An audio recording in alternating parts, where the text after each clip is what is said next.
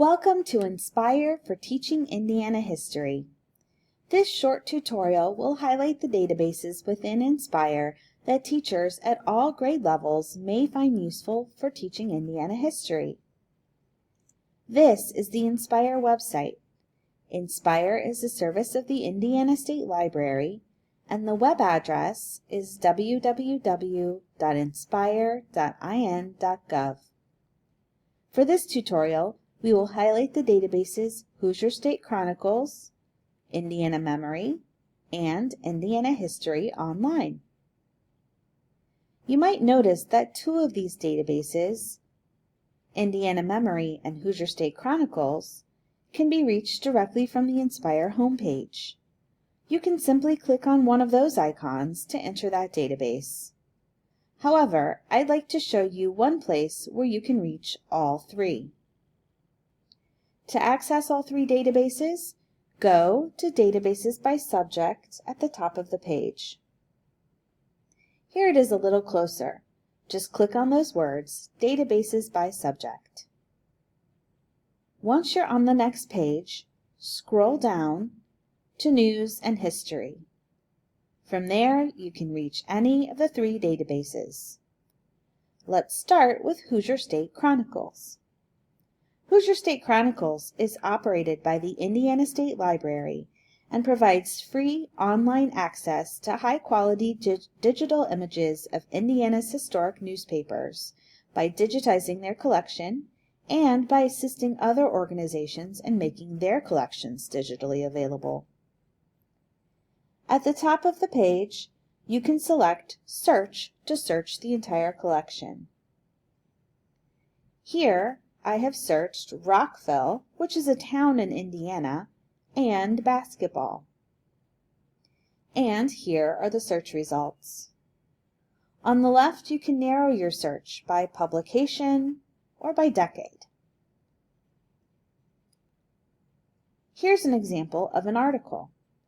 The original scanned article takes up most of the screen. You can click and drag around the document to see more. The keywords you searched with are highlighted in yellow. On the left is the text contained in the page. This is done using OCR, or Optical Character Recognition. Essentially, the computer does its best to read the original newspaper text and translates it into typewritten text on the left side of the screen. It is not 100% accurate, so you may see some mistakes.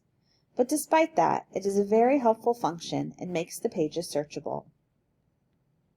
Going back to the home page, you can also search by county. Select county and then select your county from the list. Then select the publication you're interested in to see what's available. Not everything will be there because the digitization is usually done locally and depends on a variety of factors. In this instance, you can see that the Brown County Democrat has issues from May and October of the year 1900. Next, let's look at Indiana History Online. This is the home page. Indiana History Online contains primary source materials from Indiana's history. It includes a wide variety of old documents, personal narratives and memoirs, pamphlets and political speeches, sermons and songs, and books. Please be aware that the database does search and display materials as they were originally published, including words and ideas we might now consider offensive or rude. On the right side of the page, you can either do a basic search for a certain keyword, or you can select from a list of topics. For instance, if I select American Westward Expansion, it returns a number of articles on that topic that relate to Indiana. Back on the home page, in the bottom left corner, you will see several guided studies on the history of Indiana.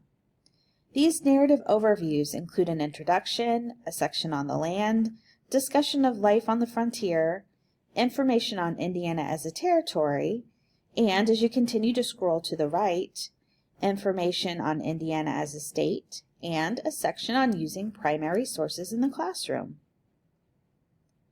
Finally, let's look at Indiana Memory. This is its homepage. Indiana Memory is a collaborative effort to provide access to the wealth of primary sources found in Indiana libraries, archives, museums, and other cultural institutions. It is a gateway to Indiana's history and culture found in digitized books, manuscripts, photographs, newspapers, maps, and other media. First, I'd like to point out the teacher resources at the bottom of the page. It leads to great tips and tools for teaching primary sources. Back on the home page, you can search for a keyword at the top of the page, or at the bottom is one of the most interesting features of Indiana Memory, the collections across Indiana. Select that to see collections by county. When you first go to that page, statewide collections can be found there at the bottom. Or you can highlight a county on the map and click on it for a list of that county's collections. Selecting a specific collection will take you to where that collection is housed.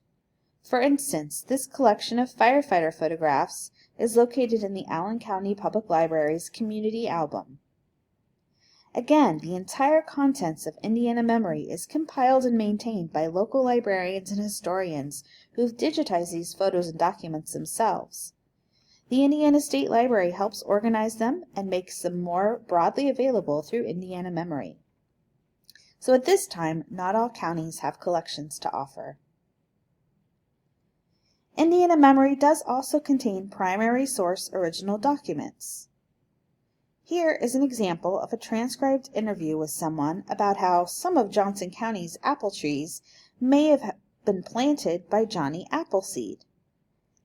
I was able to locate this simply by searching for Johnny Appleseed in the search box on the top right corner of the screen. And here's the original document itself. While we will not cover them in this tutorial, please note that there are also databases which cover more general searches related to history, including History Reference Center and Explora for high schools. You will find those back on the Databases by Subject page under News and History or Student Search 6 through 12. This concludes the Inspire for Teaching Indiana History tutorial. We hope you found it useful and encourage you to explore these databases more on your own. If you have further questions about Inspire, don't hesitate to contact the Indiana State Library's Professional Development Office.